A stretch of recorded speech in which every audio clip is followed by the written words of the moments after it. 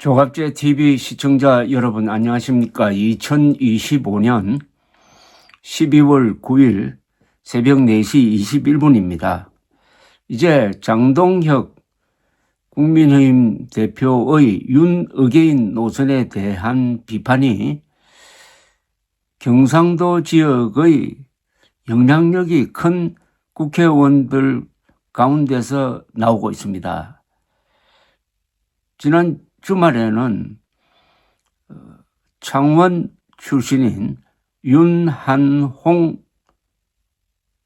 의원이 곁에 장동혁 대표가 있는데도 불구하고 이런 식으로는 안 된다. 윤석열과 단절하지 않으면 안 된다. 그런 상태에서 이재명 정권을 공격해봤자 그것은 똥 묻은 개가 겨 묻은 개를 비판하는 것처럼 아무 쓸모가 없다.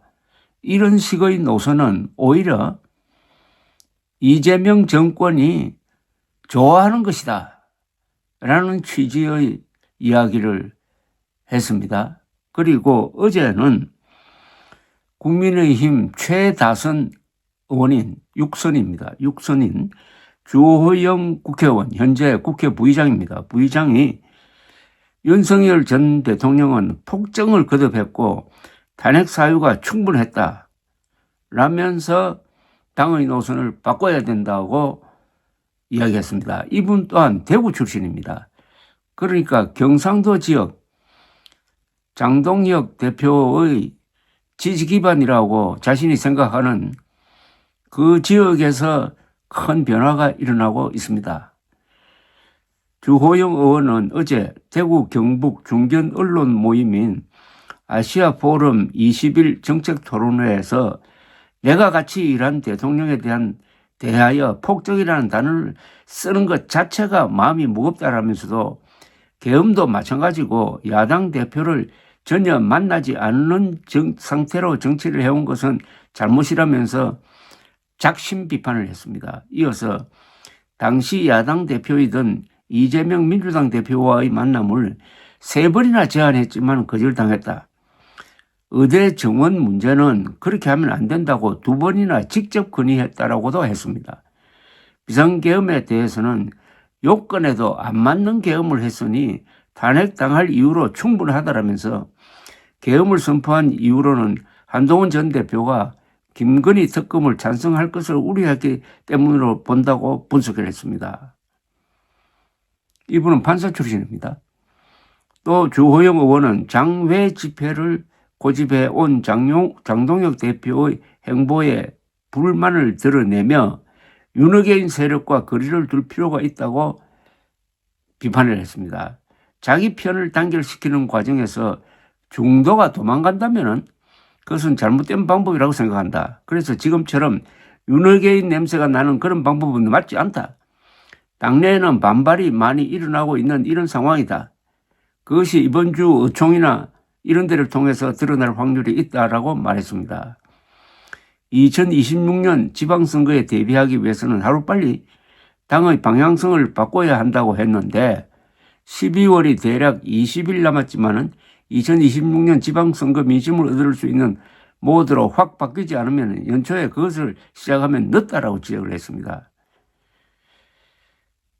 주 의원은 윤석열 정부 때 당대표 불출마 연판장을 돌린다든지 용산의 뜻을 의총에 반영하는 일에 안맘리의 역할을 한다든지 등 우리 당의 건강성이 거기서 깨졌다라는 말을 하면서 요사이 윤 전 대통령과 전련을 선언한 25명 초재선 의원이 주로 됩니다만 그들에 대한 비판도 곁들였습니다. 지금 장동혁 체제는 윤어게인 세력일 뿐만 아니라 극우 세력이고 여기에 또 부정선거 음모론자들이 그 밑바닥에 있으니까 컬트 그룹입니다. 그러니까 지지율이 전혀 오르지를 않고 있습니다. 이걸로 지방선거에 임한다면은 서울시장, 부산시장 자리도 날아갈 가능성이 있습니다. 그러면은 완전히 망해버리는 거죠. 이제 국민의힘 안에서 자구 노력이 조금 비춰지고 있습니다. 그러나 이 정도로 될까요? 우선 국민의힘 당원들이 문제입니다. 국민의힘 당원들은 아마 반 이상이 부정선거 음모론이라는 그 황당무계한 이야기에 넘어간 사람들 가능성이 매우 높습니다. 그리고 노인들이 너무 많아요. 전체 인구 평균보다도 노인의 비율이 매우 높습니다. 이 노인들 중에서 부정선거 음모론자들이 또 많아요. 또 대구 경북에 집중되어 있습니다. 여기서 과연 변화가 일어날 수 있느냐? 윤석열에 대한 망상적 지지, 윤석열이 부정선거 음모론을 퍼뜨리는 걸 알면서도 윤석열을 지지하고 윤석열 추종자를 대표로 뽑는다고 한다면은 이게 단기간에 바뀌겠느냐 하는 의문도 생깁니다. 그래서 장동혁 대표를 완전히 몰아내가지고 비상대책기구를 만들든지 하는, 또는 아니면은 극우 세력과 손절하고 집단 탈당을 해가지고 새로운 당을 만들든지 하는 이 정도의 획기적인 변화가 없으면은 이런 국민의힘 당원 가지고는 재생이 불가능합니다. 국민의힘만 죽은 게 아닙니다. 국민의힘만 죽어가고 있는 게 아닙니다. 한국 보수 지식인들도 한 90%는 사실상 생명이 끝났다고 봐야 됩니다. 이들이 윤석열의 폭정을 비호하고 부정선거 음모론을 비호했으니까 사실은 윤석열과 같이 망해버렸다고 봐도 뭐 별로 지나친 말이 아닙니다. 그러나 어쨌든 경상도에 영향력이 있는 윤한홍, 주호영 등 5 의원들이 목소리를 냈는데 여기에 대해서 장동혁 대표가 어떻게 나오느냐를 지켜보면은 노선을 바꿀 수 있느냐, 아니면은 장동혁을 몰아내지도 못하고 분열만 심해진 상황에서 적정 분열 상태에서 선거를 맞아가지고 한 번 더 망할 것이냐가 결정될 것이라고 생각합니다. 왜 이런 이야기를 하냐면은 국민의힘은 몇 번 살아날 수 있는 찬스가 있었는데 그때마다 놓쳐버리고 말았습니다. 작년 12월 3일 추경호 원내대표가 판단을 잘못했는데 그러지 않고 그때 국민의힘 국회의원들이 당대표였던 한동훈의